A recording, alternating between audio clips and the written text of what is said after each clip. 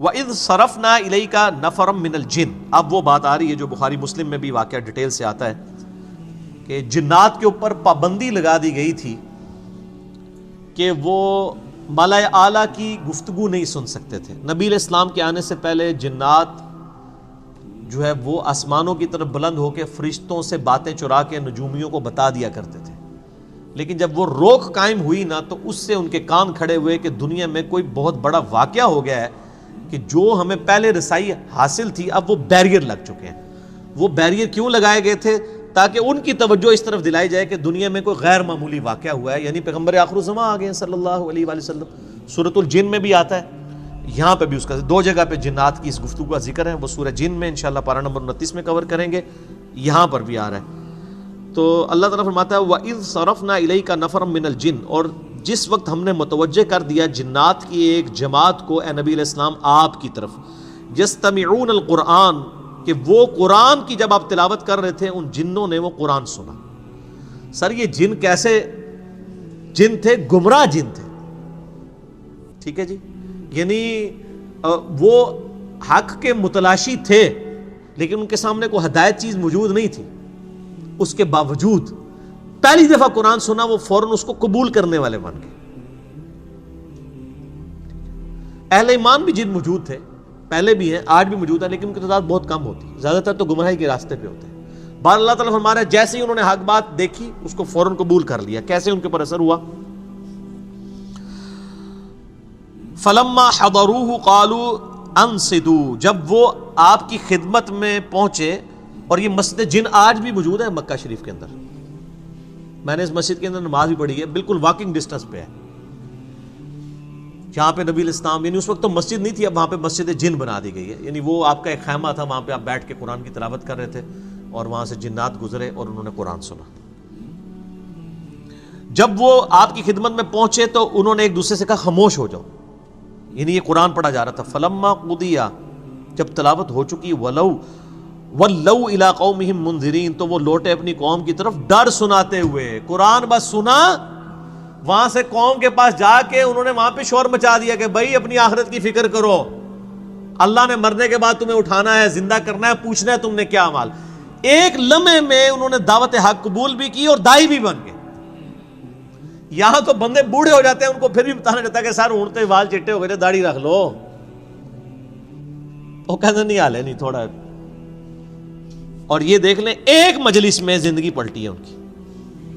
جیسے کہ وہ جادوگروں کی زندگی حضرت موسیٰ علیہ السلام کے وہ جب واقعہ ہوا فرعون کے دربار میں، آئے تو فرعون کی طرف سے تھے لیکن موسیٰ علیہ السلام پہ ایمان لیا ہے.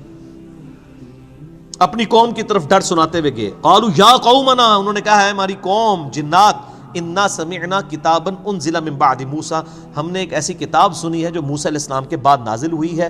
مصدقا لما بین یدیہ یہدی الی الحق، جو پہلی کتابوں کی تصدیق کرتی ہے اور حق کی طرف رہنمائی کرتی ہے. وَإِلَىٰ طَرِيقٍ مُسْتَقِيمٍ، اور سیدھے راستے کی طرف. یا قومنا اجیبوا داعی اللہ، اے ہماری قوم قبول کر لو اللہ کے اس دائی محمد رسول اللہ کی دعوت کو صلی اللہ علیہ وآلہ وسلم. وَآمِنُوا بِی، اور ایمان لے آؤ. وہ خود تو ایمان لے آئے، انہوں نے کہا تم بھی ایمان لے کر آؤ. یغفر لکم من ذنوبکم، وہ بخش دے گا تمہارے گناہوں کو. وَيُجِرْكُم مِّنْ عَذَابٍ عَلِيمٍ، اور تمہیں عذاب علیم سے، دردناک عذاب سے نجات دے گا. وَمَن لَّا يُجِبْ دَاعِيَ اللَّهِ، اور جو کوئی قبول نہیں کرے گا اللہ کی دائی کی دعوت، فَلَيْسَ بِمُعْجِزٍ فِي الْأَرْضِ، تو یاد رکھو وہ اللہ کو عاجز نہیں کر سکتا زمین میں.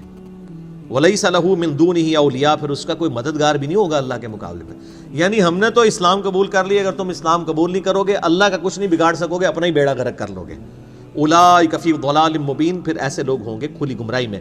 اولم یروا ان اللہ الذی خلق السماوات والارض، کیا لوگوں نے نہیں دیکھا کہ اللہ تعالیٰ نے آسمان اور زمین کو پیدا کیا. ولم یعی بخلقہن بقادر علی ان یحیی الموتى، اور اللہ تعالیٰ کو کوئی تھکان محسوس نہیں ہوئی یہ سب کریشن کرتے ہوئے، وہ اس پر بھی قادر ہے کہ مردوں کو زندہ کر دے. بلا، کیوں نہیں، انہ علی کل شیء قدیر، بے شک وہ ہر چیز پر قدرت رکھتا ہے. وَيَوْمَ يُعْرَضُ الَّذِينَ كَفَرُوا عَلَى النَّارِ، جب منکرین کو، انکار کرنے والوں کو قیامت والے دن پیش کیا جائے گا آگ کے اوپر. اللہ تعالیٰ ان سے فرمائے گا الیس ھذا بالحق، کیا یہ سچائی نہیں ہے؟ تم دنیا میں کہتے تھے یہ اگلے لوگوں کی کہانیاں، اب یقین آیا، پتہ چل گیا یہ سچائی ہے.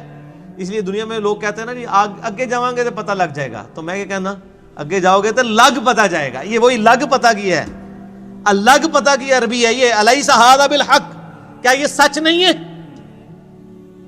قالوا بلا وربنا، وہ کہیں گے اے اللہ تیرے رب ہونے کی قسم واقعی سچ ہے، لیکن کوئی فائدہ نہیں ہونا، دنیا میں تو جا نہیں سکتے.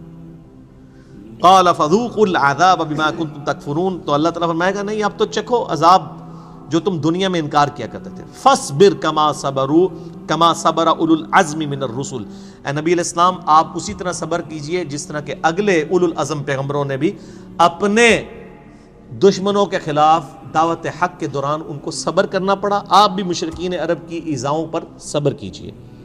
ولا تستعجل لهم، اور ان پر عذاب کی جلدی نہ کیجئے. عذاب کی جو قسط جب آنی ہے وہ اسی وقت آنی ہے. وہ قتال کی شکل میں غزوہ بدر اور احد کے اندر اور خندق میں آئی. مسئلہ نمبر میرا 85 ہے. قرآن اور قتال ہمارے نبی علیہ السلام کی دو خصوصیات.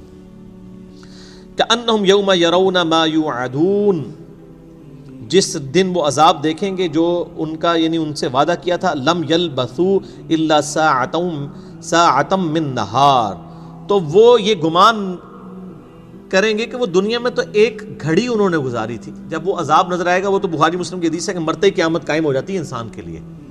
تو جیسے ہی وہ یعنی ان کو موت کے بعد عذاب نظر آئے گا تو وہ ان کو لگے گا دنیا میں تو انہوں نے ایک لمحہ ہی گزارا تھا، یعنی دنیا کی زندگی پوری عیاشی بھول جائیں گے اس کی وجہ سے.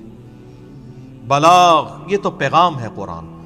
فَهَلْ يُهْلَكُ إِلَّا الْقَوْمُ الْفَاسِقُونَ، تو اس قرآن کے پیغام آ جانے کے بعد کیا نافرمانوں کے علاوہ بھی کسی کو ہلاک کیا جائے گا؟ یعنی یہ اب حق آ چکا ہے، اب بھی کوئی نافرمانی کی روش اختیار کیا کرے تو وہ تو ہلاک ہی ہوگا، اور جو نہیں کرے گا اللہ تعالیٰ کو کوئی شوق نہیں نعوذ باللہ کسی کو عذاب دینے کا.